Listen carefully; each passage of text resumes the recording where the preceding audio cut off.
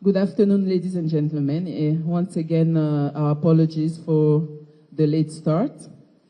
Thank you for coming and waiting. My name is Mami. I'm the communication advisor to the Minister of Foreign Affairs of the DRC, and I will be moderating this event. Before we start, I would like to ask Madame Thérèse Wagner, Minister of Foreign Affairs of the DRC, to say a word, and then we'll go with questions. Before you ask your question, you raise your hand, you say your name, your outlet, and then your question. Thank you very much.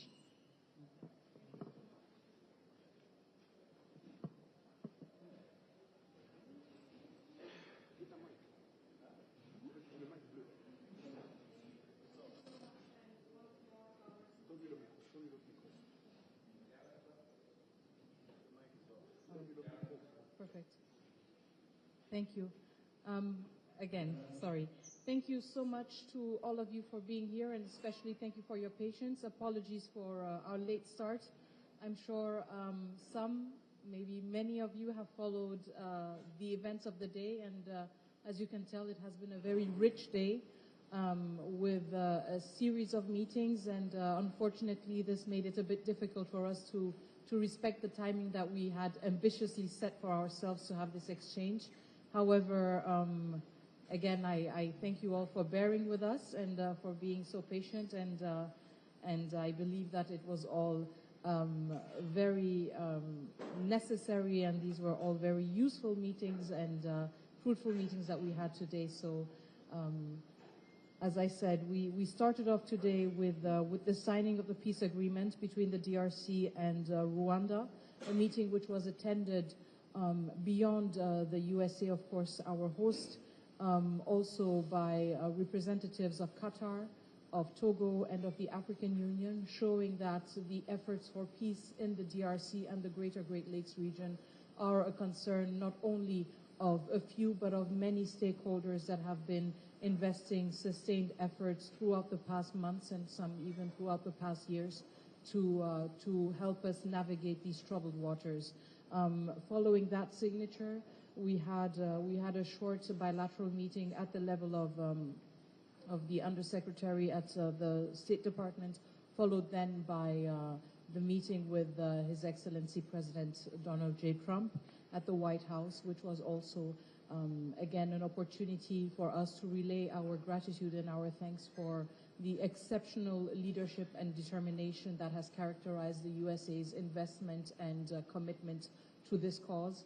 I think it was quite impressive to see that in a handful of weeks we made such dramatic progress on an issue that, as you all know, has been one that has been plaguing the region for decades. Of course, as I said in my remarks and in my speech, the work begins now. We have signed an agreement. We have committed to high objectives, of course, to lofty goals, if you want to put it that way. But the true test will be, of course, when the rubber hits the road and when we have to start implementing this agreement and making sure that we honor our respective commitments. So I think this is the next phase that we're looking towards, and of course, as I said, the DRC, the country that has suffered the most, the country whose citizens have suffered the most, is more than ever determined to hold its end of this bargain. So this being said, I look forward to hearing your questions and to having a fruitful conversation with you. Thank you. Thank you very much, Your Excellency. We can start with questions. Please raise your hand, state your outlet, and then I'll pass you the mic.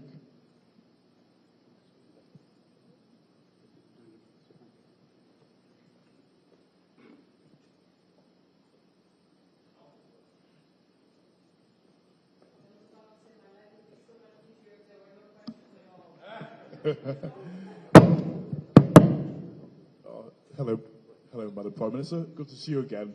Not a question, just to say thank you for what you have done. I remember months ago when I saw you, you were so tired, exhausted, flying from New York to DC to get this peace deal done. And so thank you. we stand behind you. President Trump stands behind you. And I just want to say, from the American people to the DRC, we stand behind you. Thank you.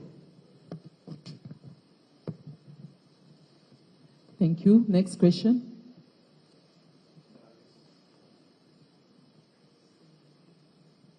Thank you very much, Her Excellency. My name is Franklin Katunda. I'm with RGTV, Congolese American Network out of Dallas, Fort Worth.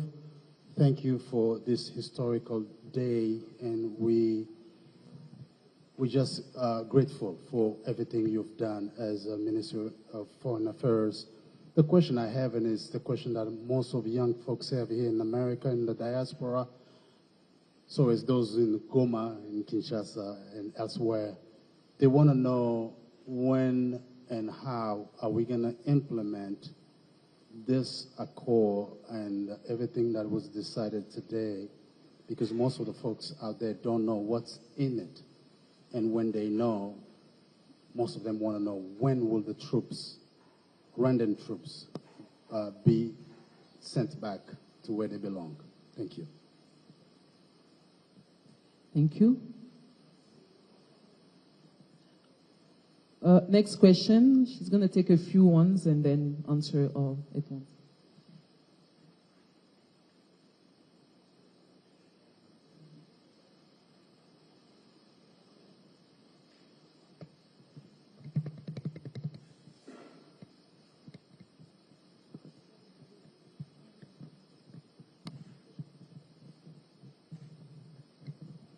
Thank you, Excellency. A lot of people were just wondering if the Congolese government went deeply about to understand what the agreement says exactly, because a lot of people are saying that it looks like something is a kind of high inside. Thank you. Thank you. One more question.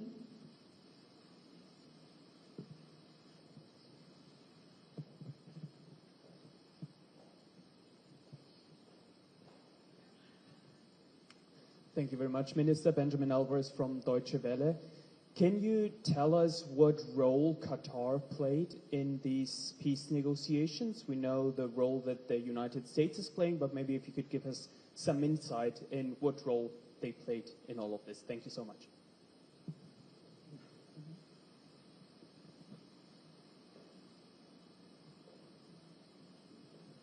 All right. First, thank you so much for these questions, and I'll start with the first one, and it's a completely legitimate one. There is, of course, a lot of curiosity, a lot of expectations, especially for our countrymen and countrywomen who are living still under occupation right now. And so, first of all, when will the agreement be implemented? The agreement enters into force upon its signature. So I think it's very important when we say that the work has now begun, it truly has begun now. So we are not looking at an agreement that is due to be implemented or enter into force in an unforeseeable time. The obligations start at the moment where the signatures have been made on the document. Now, what does that mean concretely? And I know that this, there are very specific expectations that people have. The agreement is large and covers a lot of issues, but I know that a lot of the attention and focus goes towards the presence of foreign armed forces in the DRC, including, or foremost, the RDF. I think it's important here to go back to what the agreement itself says. The agreement refers to the CONOPS, the concept of operations, a document which was adopted in the framework of the Rwanda process, which has two main pillars and two main obligations, if you want, for the DRC and for Rwanda. Obligations that actually have as a core foundation the acknowledgement, the mutual acknowledgement of security concerns that each of the country has. Our security concern, of course, is the respect of our territorial integrity and the respect of our sovereignty. And that translates into our expectation to see Rwandan troops return to Rwanda and leave the DRC.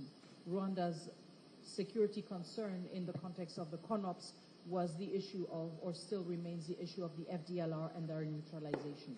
So the agreement is very clear on this.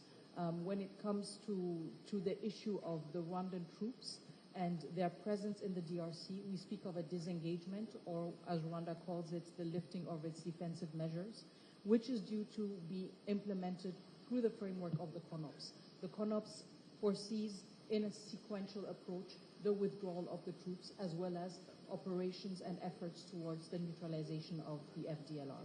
So again, as I said, the accord or the agreement enters into force upon its signature, and there are mechanisms put in place and foreseen by this agreement precisely to make sure that action follows the words that are that have been pronounced.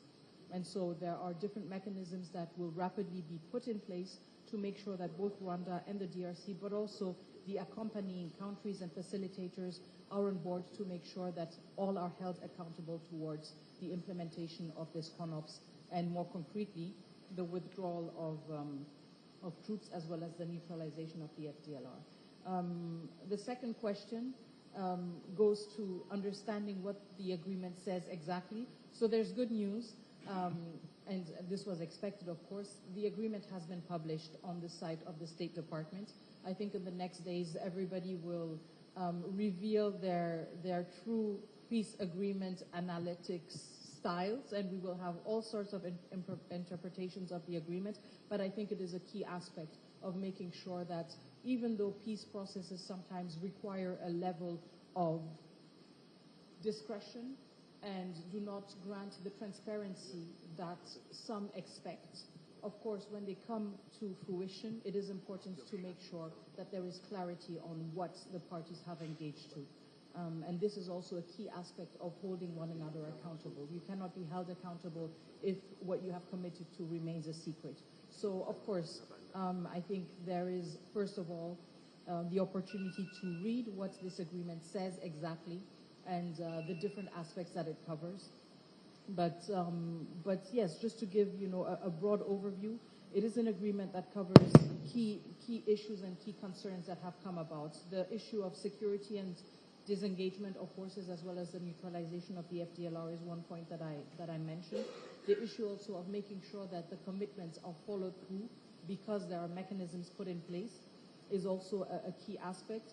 But the question also of the Doha process and the issue of the M23 is touched upon in the agreement, as well as just questions linked to the aspect of regional integration, which are in a very, I would say, introductory manner introduced in the agreement. So there is a lot to read, and I think in the next days, this is all still very fresh for everyone. In the next days, we will certainly be moving towards a more in-depth analysis or explanation of the agreement. But I invite you all, of course, to consult the State Department site, and of course, subsequently also the DRC government's different outlets, to be able to have your own reading of this agreement, and we will revert, of course, with more clarity on certain aspects. Now, the question from Deutsche Welle on the role that Qatar played, I think this is a point that I mentioned also in my remarks this morning this afternoon at the signing. Qatar played a pivotal role when we had hit a deadlock. We had reached a point where we had a series of, at times difficult, but yet still fruitful meetings in the context of the Luanda process. We had reached a point where we were very close to the signing of an agreement, and then a rupture of those talks, followed by a dramatic, but very dramatic and timely condensed deterioration of the security situation, of the humanitarian situation, in particular in North Kivu and South Kivu provinces. So a very, in a very short time, a situation that completely changed and that actually led, if you want, to a deadlock and an incapacity, unfortunately, of many stakeholders who had tried to bring the two leaders together to actually, trigger or reignite the dialogue. So this is where Qatar played a very important role of making sure that a platform conducive to a renewed engagement at the highest level was created, and they used their access and their channels to both heads of states to make that happen, which was a significant turn in the situation. Now, beyond that, Qatar has been very committed and has played a key role in the talks between the Congolese government and the AFC M23, because we are cognizant of the fact that the security situation in Eastern DRC is very complex. It is one that spans the border of our country and is linked to our bilateral ties with Rwanda. This is an issue that we hope to have now settled with the agreement.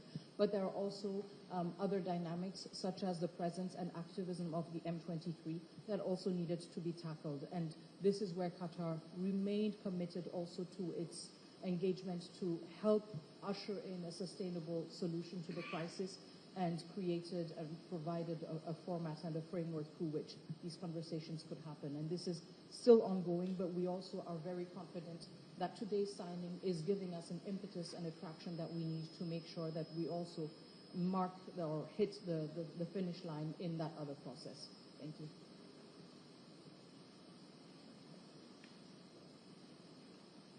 Thank you very much. Next question.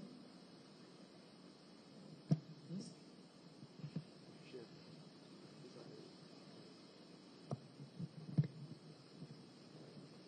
Thank you, Excellency. Can you hear me? Can you hear me? Thank you, Excellency, for the work that you are doing on the behalf of our country.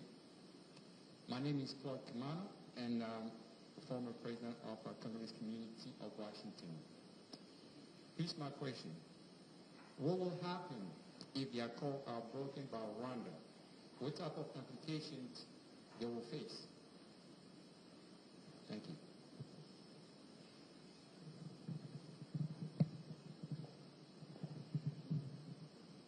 Thank you, Thérèse. It's not the first time that Rwanda and the DRC. Okay, it's not the first time that Rwanda and the DRC will together sign an agreement for a joint mechanism of verification.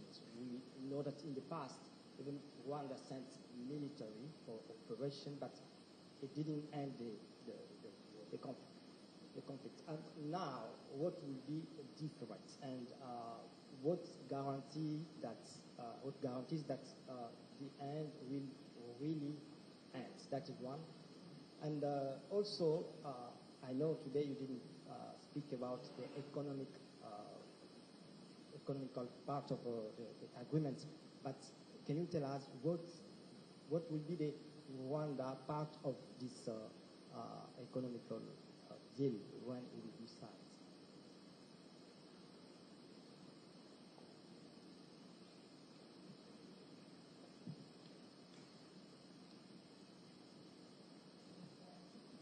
Thank you.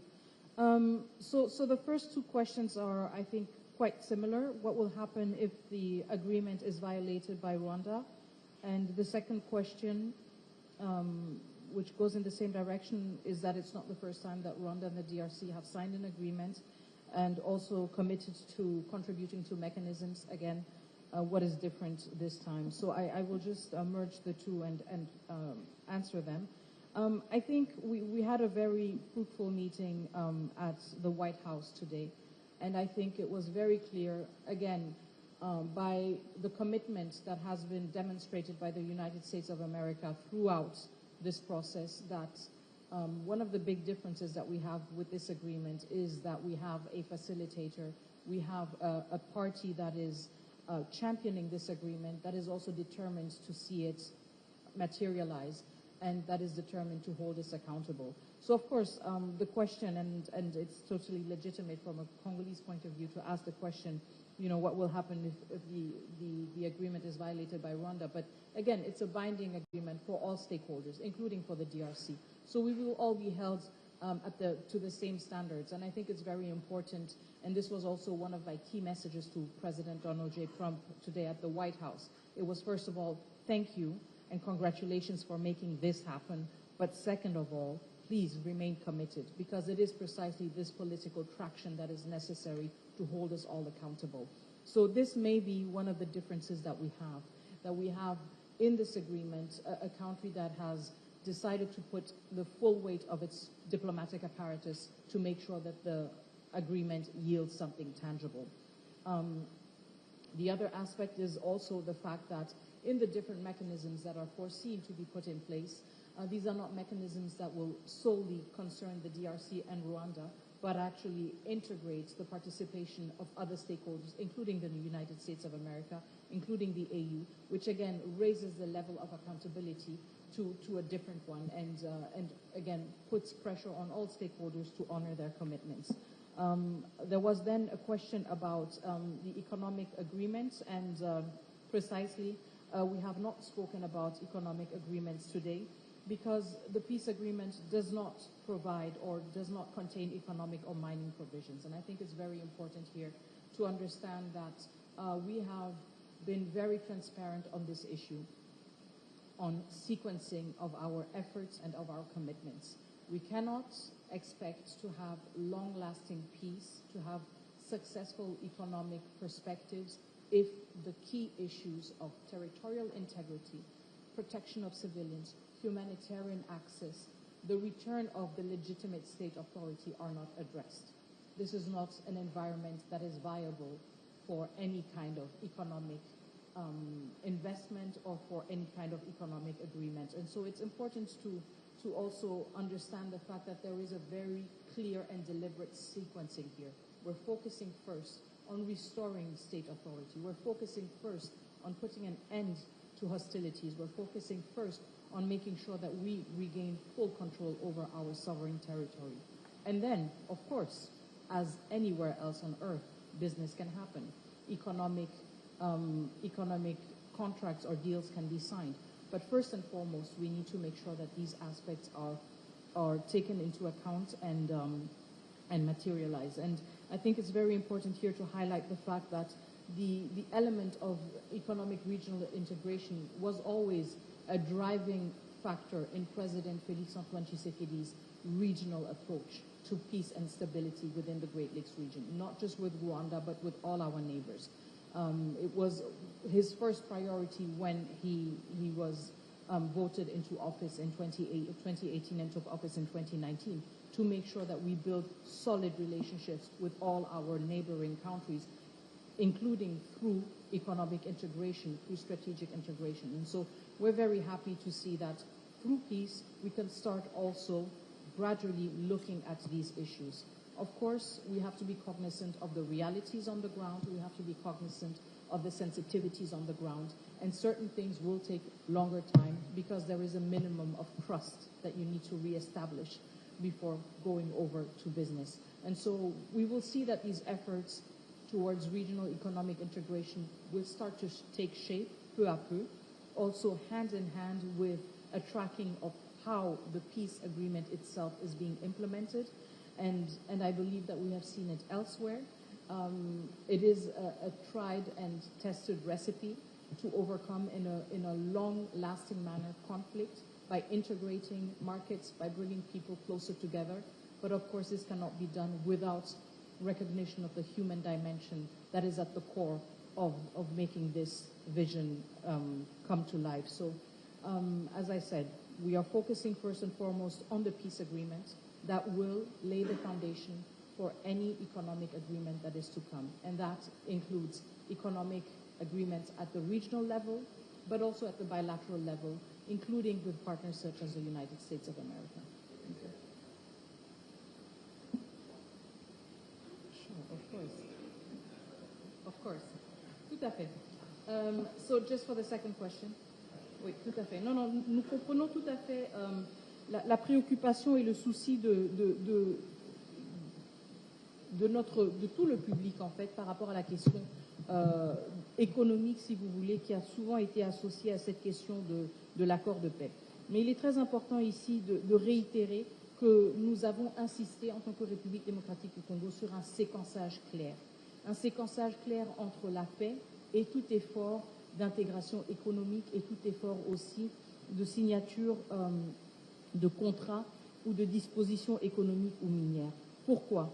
Parce que nous sommes de l'avis qu'il faut tout d'abord un minimum de paix, un retour de l'autorité de l'État, un retour des populations déplacées, un accès humanitaire rétabli. C'est le minimum qu'il nous faut pour créer un environnement propice à des investissements, un environnement propice à aussi des projets d'intégration régionale.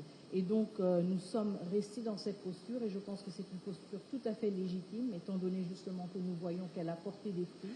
Et donc, l'accord de paix se concentre tout d'abord sur la création de cet environnement propice.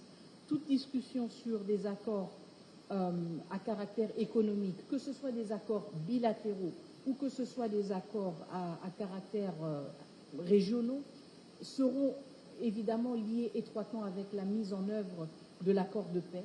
Et donc, ne seront pas, si vous voulez, dans l'immédiat ou dans l'immédiat, juste après la signature de l'accord. Dans cet esprit, les 90 premiers jours, justement, sont exclusivement dédiés à la mise en œuvre de l'accord et de l'accord de paix. Donc, nous ne nous voyons pas dans une logique d'accord économique de manière précipitée. Pourquoi ? Il est très simple. Nous savons de beaucoup d'autres régions que la paix, que la stabilité régionale est très souvent consolidée à travers une intégration, à travers une liberté de mouvement des biens et des individus. C'est une leçon que nous avons tirée de plusieurs autres contextes. Mais nous sommes aussi conscients du fait que toute cette intégration, toute cette mobilité des individus et des biens, elle dépend justement de ces individus, de ces personnes qui, elles, ont survécu à une période extrêmement difficile, extrêmement pénible.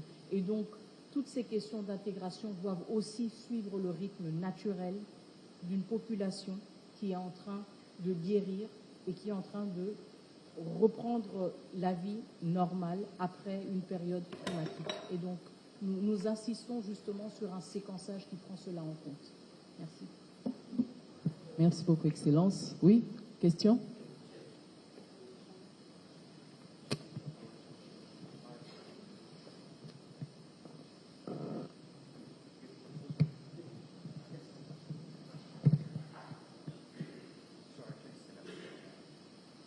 Hi, Her Excellency.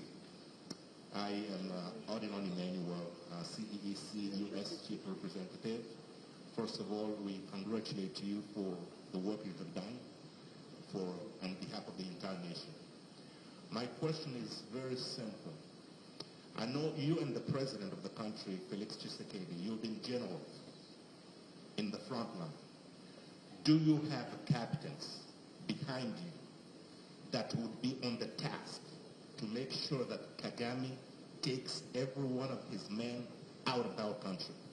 Do you have the team that you're building up that you're going to be doing this, you're going to be doing this, you're going to be assessed on doing this, that we can ensure that American will not be implementing it. They are covering, helping us.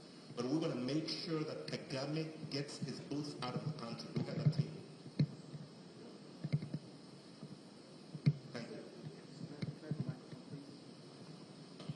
Thank you. Your Excellency, thank you so much.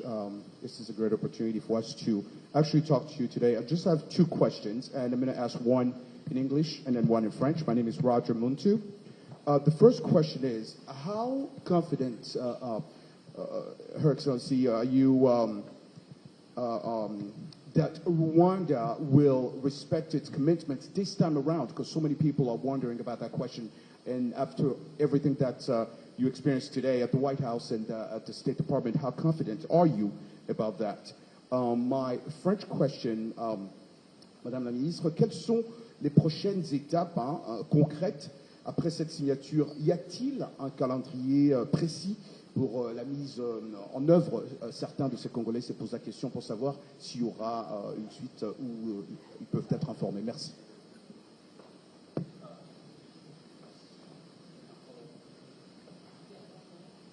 Yeah, Madam Minister, I wanted just to follow up on what you said earlier by just emphasizing what we understood at the beginning, that there is a process of Nairobi and then the process of Rwanda.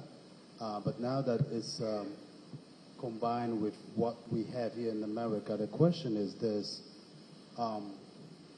Rwanda has Congo has accused Rwanda of having the RDF along with the M23 coming into our territory, right?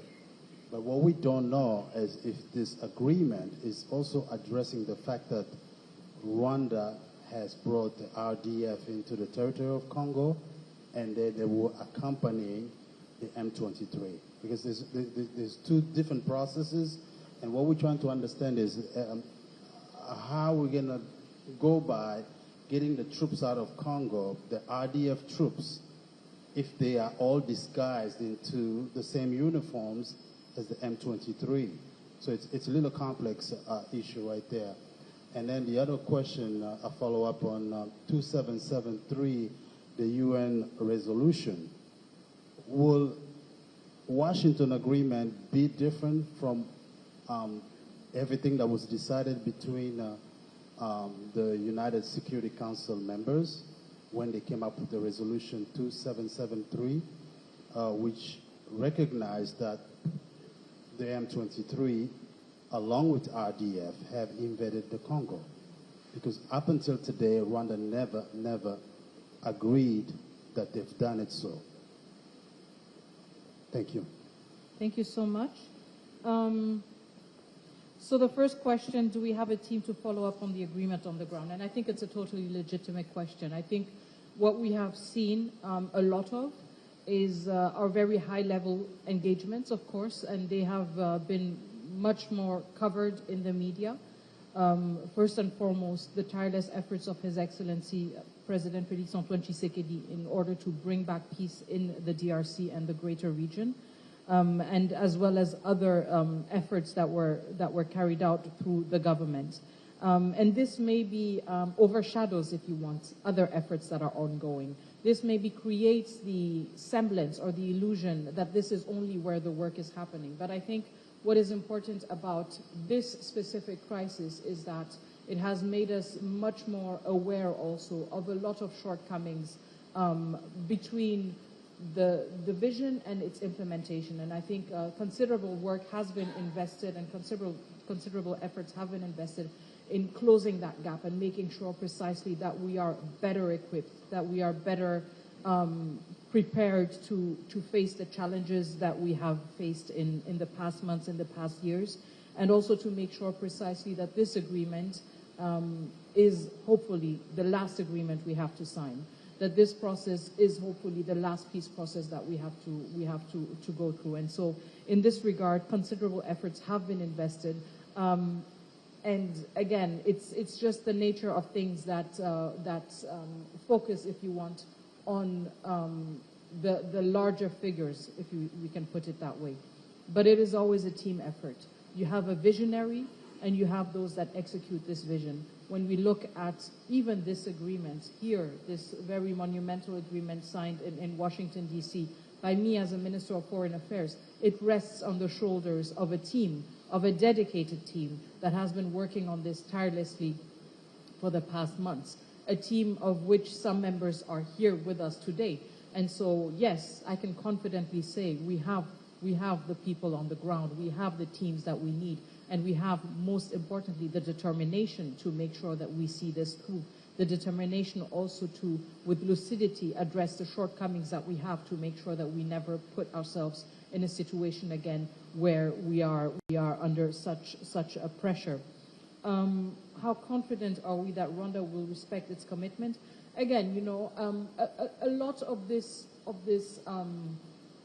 the diplomatic efforts that we've been carrying out for the past years in light of this crisis has been precisely about establishing responsibilities. We would have never had a Security Council resolution if we had not been so meticulous about establishing responsibilities. And I think this is what is important about this agreement too.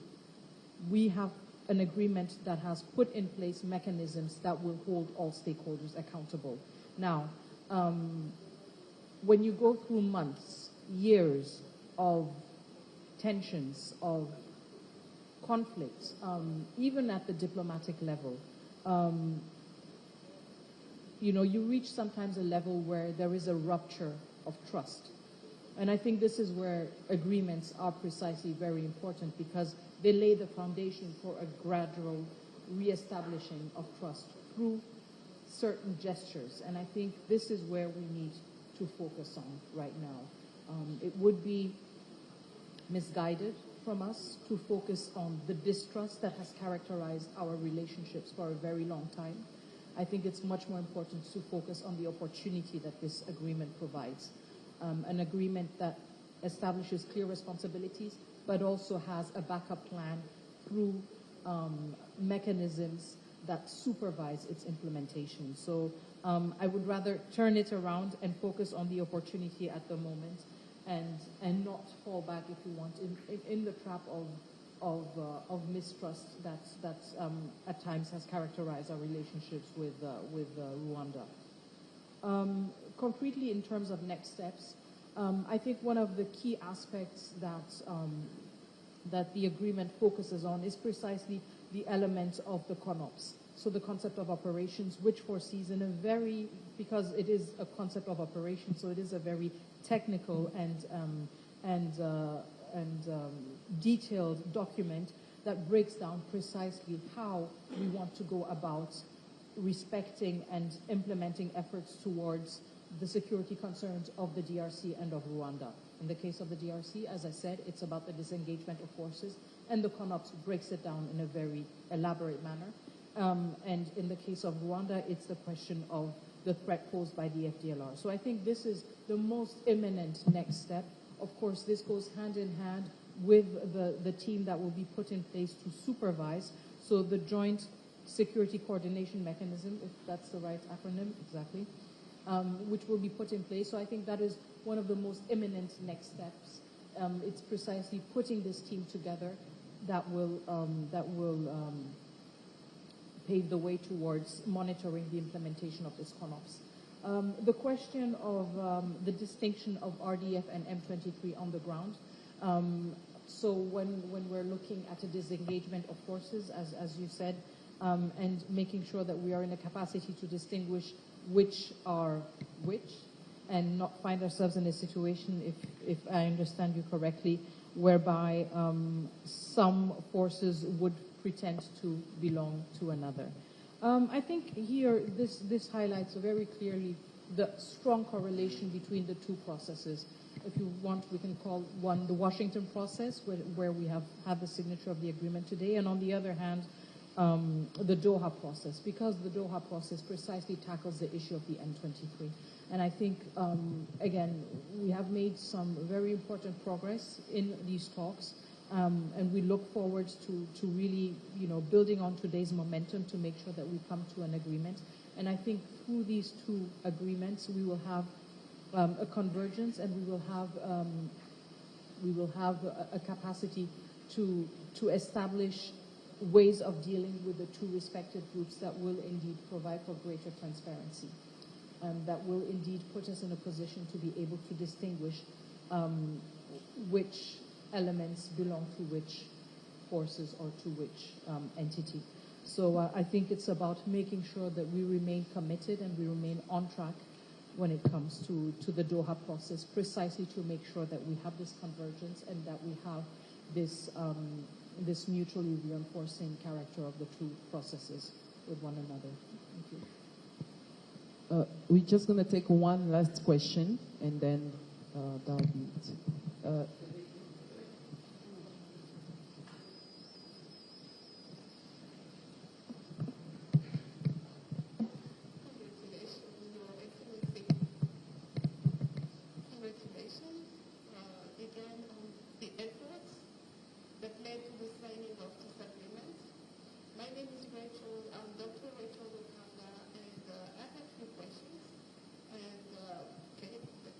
You're the last one, but you have questions. Yeah.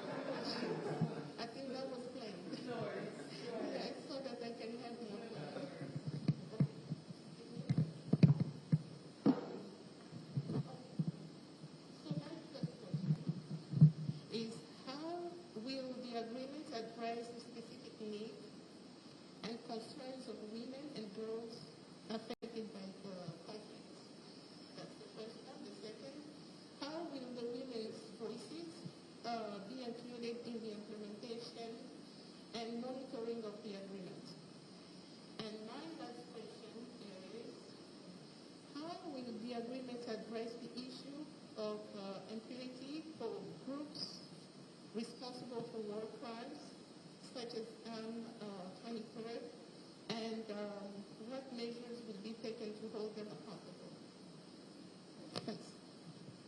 Thank you so much, and thank you for very pertinent questions on issues that we know that there are a lot of expectations about.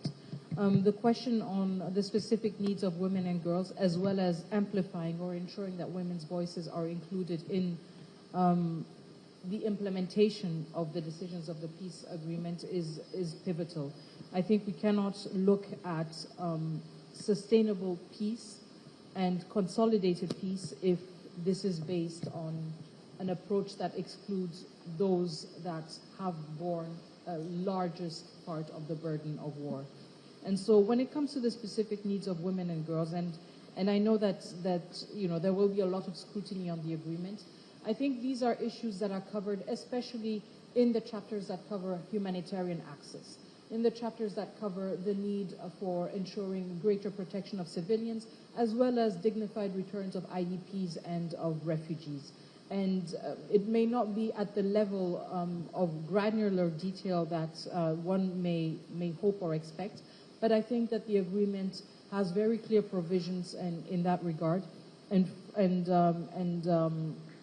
that when we look then at the more concrete implementation of these aspects, these are areas where there is a lot of room for structuring whatever committees, whatever structures that have to be put in place, whatever mechanisms that have to be put in place to make sure that women's voices are included. For instance, when we talk about the question of refugees and of the dignified return of refugees to their communities, this goes hand in hand with the involvement of the Congolese government, of the Congolese customary and local authorities, but also with local communities.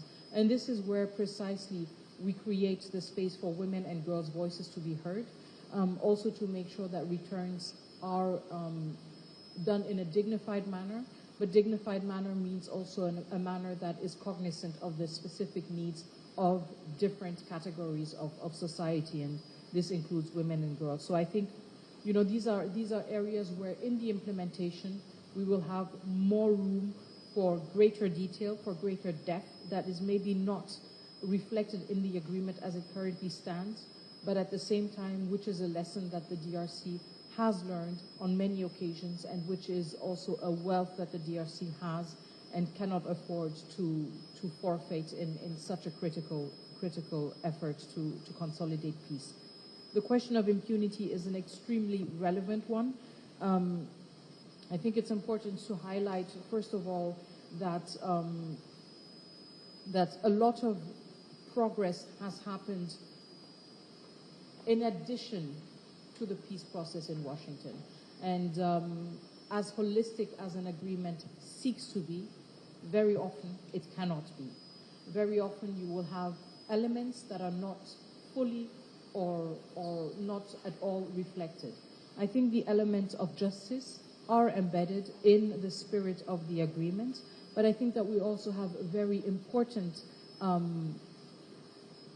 progress that has been made in parallel to that. So I want to highlight the fact that the Human Rights Council of the United Nations has decided on sending an independent inquiry commission to Eastern DRC in order to establish facts on the violations that were perpetrated, the human rights violations, the violations of international humanitarian law that were perpetrated during the past years in Eastern DRC. So I think this is an extremely important signal.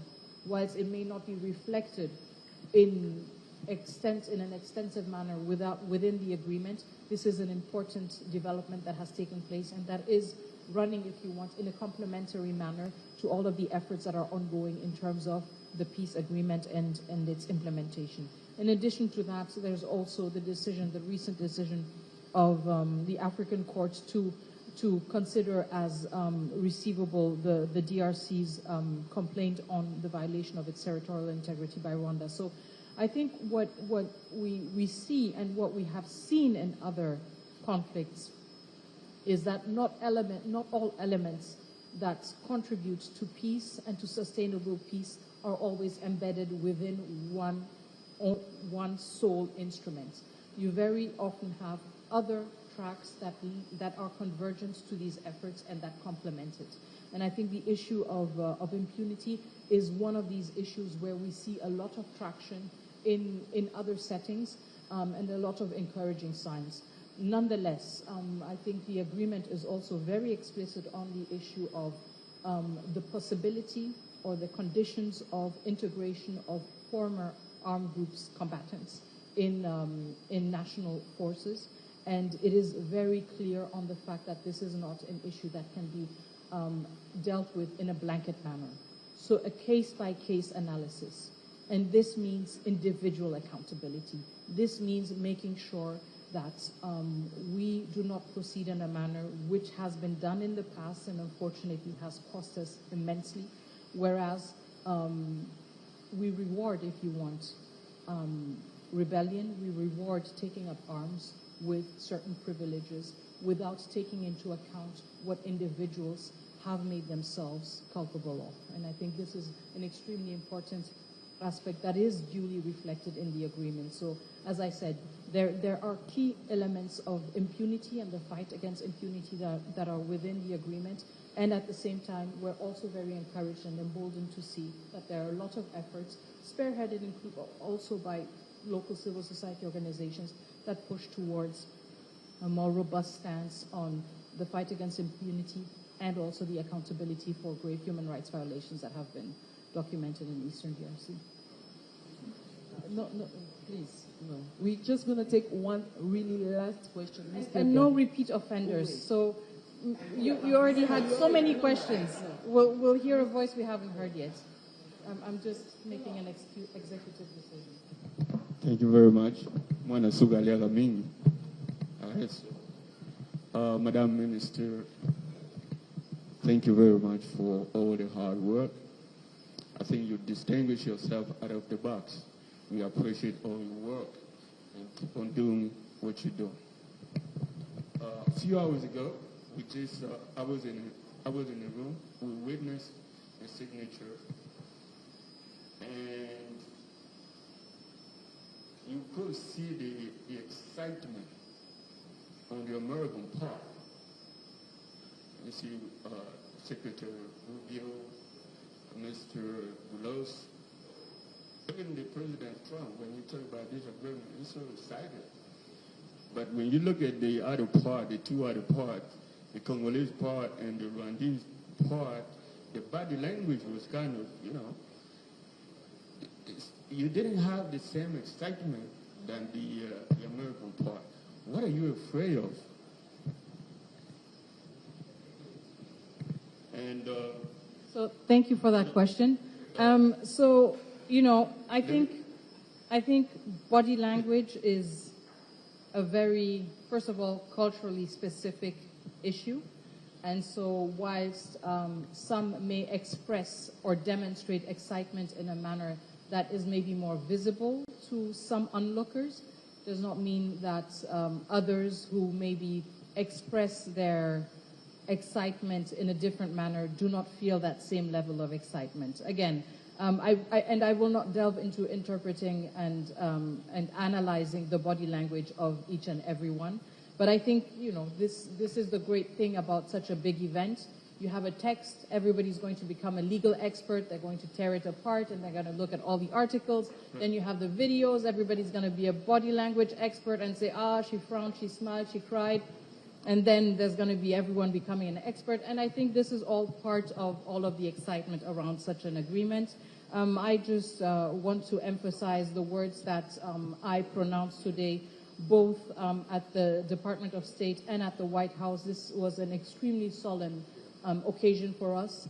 Maybe it was not visible to certain, but we signed this agreement, and I weigh every single one of my words. We signed this agreement today with the weight of all of our population on our backs, with the suffering of our population on our backs, with the responsibility to make sure we cannot fail.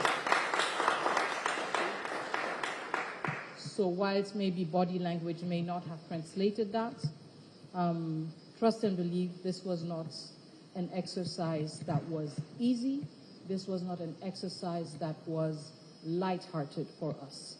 And we are very conscious of the historical burden and responsibility that is bestowed upon us. And we will do our utmost to be up to the challenge. And we will not, unfortunately maybe for you, do our utmost to satisfy the curiosity or expectations of some onlookers on how we ought to behave or signal through body language. Thank you so much. Thank you. Thank you very much.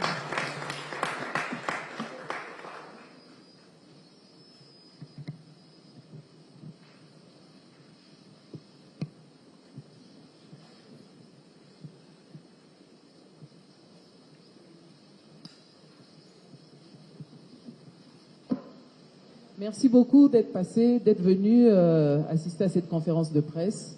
Nous vous remercions et c'est la fin. Merci.